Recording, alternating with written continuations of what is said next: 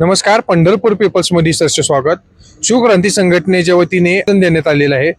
पुरवठा अधिकारी असतील व रेशन दुकानदार असतील यांची चौकशी करण्यात यावी अशी त्यांची प्रमुख मागणी आहे. शिवक्रांती संघटनेचे अध्यक्ष दत्ता काळे हे आपल्यासोबत आहेत. आपण त्यांची प्रतिक्रिया जाणून घेणार आहोत. तुम्ही निवेदन दिलेलं आहे तहसील कार्यालयामध्ये पुरवठा अधिकारी संदर्भात, काय सांगता? गेल्या 2 दिवसापूर्वी मी रितसर आपल्या कायदेशीर त्यांना एक निवेदन माझं दिलेलं आहे. कारण पुरवठा कार्यालय पंढरपूर तहसील कार्यालय या ठिकाणी जो काळा बाजूर रेशनचा चालू आहे तो खरं इतका दुर्दैवी आहे. कारण ज्या गोरगरिबांचं पोट भरण्याचं काम शासनानं करत असताना जे हक्काचं रेशन त्या गोरगरिबांना येतं त्याच्यावर डल्ला मारण्याचं काम हे पुरवठा अधिकारी आणि त्याचे जे काय बगल बच्चे असतील या ठिकाणी करताना या ठिकाणी दिसत आहेत. कारण ज्या लोकांना हे धान्य गरजेचं आहे त्या लोकांना मात्र धान्य दिलं जात नाही आणि ज्या लोकांना धान्याची गरज नाही त्या लोकांना मात्र धान्य दिलं जातंय. हा एक विषय.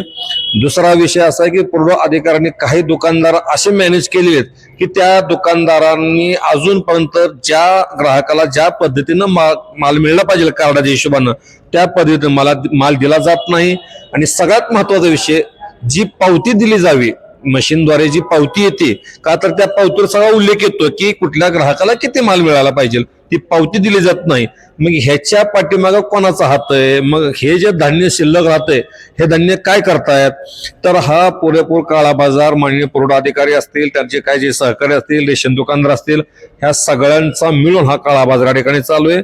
आणि सगळ्यात महत्वाचं, रेशन ग्राहकांना कसल्याही पद्धतीचं न कळवता त्यांच्या रेशन मधले नावं कमी करणे, त्यांचं रेशन कार्ड डिलीट करणे, त्यांचा चालू माल असल्यावर बंद करून एनपीएस मध्ये दुसरीकडे टाकणे, असा प्रकार हे पुरवठा कार्यालय या ठिकाणी करताना दिसत आहे. ह्याच्यावर कुठेतरी आळा बसावा म्हणून मी 2 दिवसापूर्वी निवेदन दिलेलं आहे. या 8 दिवसात जर हे यांनी विषय क्लिअर केले नाहीत तर मी तहसील कार्यालयासमोर माननीय तहसीलदारांबरोबर त्या सर्व अधिकाऱ्यांचं पिंडदान घालणार आहे. कारण जे अधिकारी गोरगरिबांच्या उपयोगी येत नाहीत ते अधिकारी आम्हाला आज मेलेले आहेत. त्यांच्या आत्म्यात शांती मिळवावी म्हणून मी शिवक्रांती संघटनेचा प्रमुख म्हणून त्यांचं तहसील कार्यालयासमोर पिंडदान घातल्याशिवाय राहणार नाही. किती तारखेला तुम्ही आंदोलन करणार? 8 दिवसाचं त्यांना आपण वेळ दिलेली. 8 दिवसानंतर मी त्यांना एक अजून स्मरणपत्र म्हणून देणार आहे. ते स्मरणपत्रात 2 दिवस मुदत देणार आहे.